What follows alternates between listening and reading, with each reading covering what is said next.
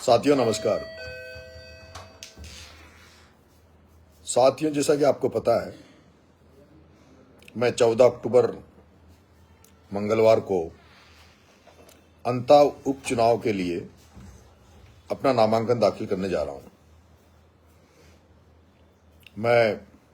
मुझे चाहने वाले देश प्रदेश जहां भी बैठे हैं, आप तमाम साथियों को 14 अक्टूबर मंगलवार के दिन सुबह 11 बजे अंता की धरती पर आप सबका के दर्शन करना चाहता हूं, आपका आशीर्वाद लेना चाहता हूं।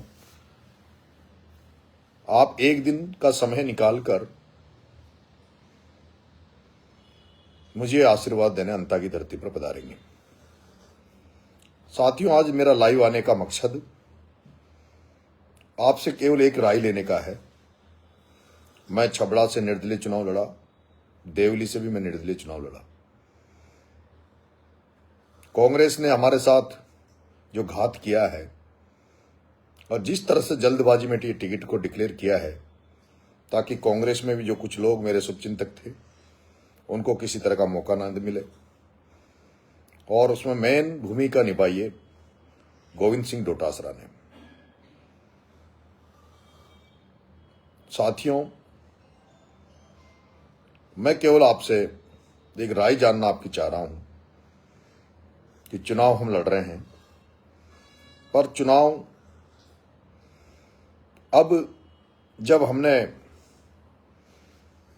कांग्रेस को हमेशा के लिए छोड़ दिया है, तब मैं इस चुनाव को 2028 के मध्य नजर 2028 के आम चुनाव के को नजर में रखते हुए चुनाव लड़ूंगा।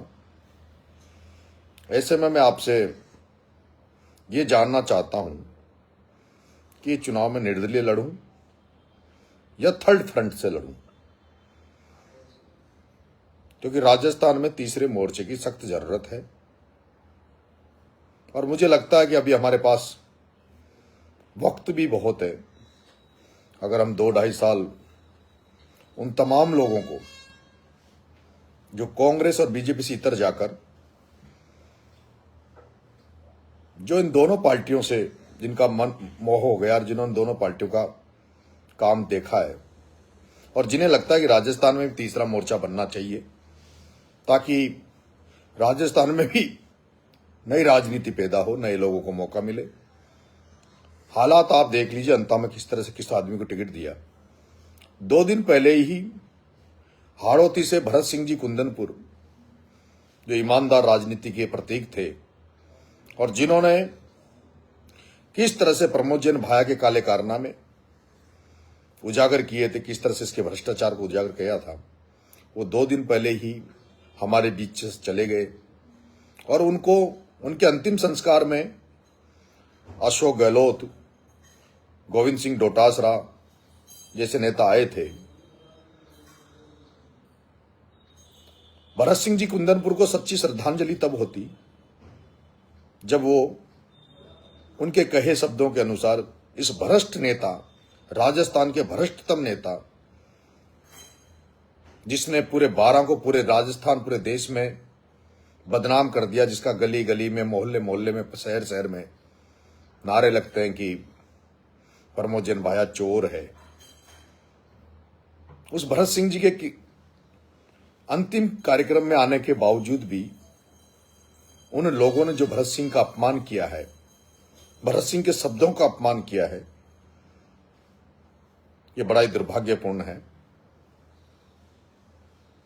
साथियों, भी बीजेपी ने टिकट डिक्लेयर किया नहीं है, बीजेपी भी टिकट डिक्लेयर कर देगी। मेरे पास भी कल मैसेज था कि आप बीजेपी से लड़ लो, लेकिन मैंने जबान दी है लोग जनता को। मैंने कहा कि मैं कभी जिंदा रहूंगा जब तक भारतीय जनता पार्टी से चुनाव नहीं लड़ूंगा।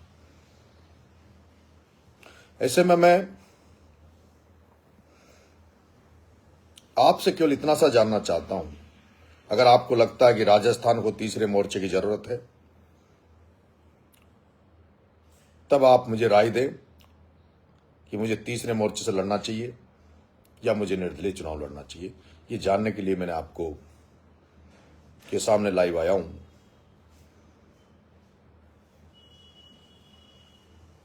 मैं यहां सारे कल अंता में था दिन भर, सारे बड़े लोग, बुद्धिजीवी लोग बहुत बड़ी संख्या में मुझे समर्थन दे रहे हैं। हर तबका, हर वर्ग मिलकर मुझे साथ दे रहा है। लेकिन जब थर्ड फ्रंट में मैं चुनाव लड़ूंगा तब मुझे किसी न किसी दल से गठबंधन करना पड़ेगा, उसका सिंबल लेना पड़ेगा, और उसको लेकर मेरी उनसे बात चल रही है तीसरे मोर्चे के सारे नेताओं से।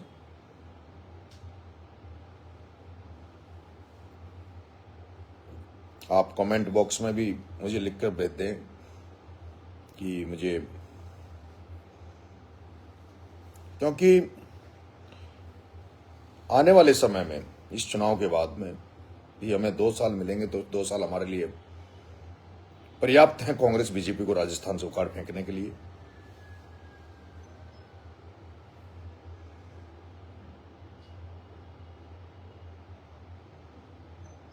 एक साथी लिख रहे हैं भ्रष्टाचार का मुद्दा, भ्रष्टाचार का मुद्दा ही यहां सबसे बड़ा है, नशा का मुद्दा है। यहां पर हाड़ौती में जिस तरह से हम लोग अभी जमुआ रामगढ़ के बच्चों को न्याय दिला के आए, हम लोग ने झालावाड़ में न्याय दिलाया कि प्रमोद जैन भाया 25 साल से इस अंता की धरती पर बैठ के राज कर रहा है। इसने पूरे 25 साल के जीवन काल में केवल एक बार 12 कलेक्ट्री पे धरना दिया था, और वो धरना था एक कांग्रेस के कार्यकर्ता की हत्या हो गई थी, उसको लेकर इसने धरना दिया था। इसके अलावा आज दिन तक प्रमोद जैन भाया ने एक भी शख्स के लिए, कोई बिजली से मर गया हो, कोई सांप से मर गया हो, कोई दुर्घटना से मर गया हो, किसी एक भी गरीब को न्याय दिलाने के लिए आज दिन तक इन्होंने धरना नहीं दिया। आज दिन तक प्रमोद जैन भाया ने एक बार भी किसी किसानों को खाद दिलाने के नाम पर, किसानों की समस्याओं को लेकर, किसानों को बीमा के पैसे को लेकर, किसानों को समर्थन मूल्य को लेकर, किसानों को बिजली को लेकर, आज दिन तक एक बार भी इसने कभी कोई धरना नहीं दिया। और मैं तो जब से राजनीति में मैंने कदम रखा है, मैंने कल गरीबों के लिए, पिछड़ों के लिए, शोषितों के लिए जो लड़ाई लड़ने का काम किया है। जनता के भरोसे अंता की धरती पर उतरूंगा। लेकिन जिस तरह का जातीय समीकरण अंता में है और जो सामाजिक न्याय की हम बात करते हैं, उसके लिए मैं सोच रहा हूं कि मुझे थर्ड मोर्चे की साथ मैदान में उतरना चाहिए। तो आप मुझे राय दें। धन्यवाद, नमस्कार, राम राम साहब।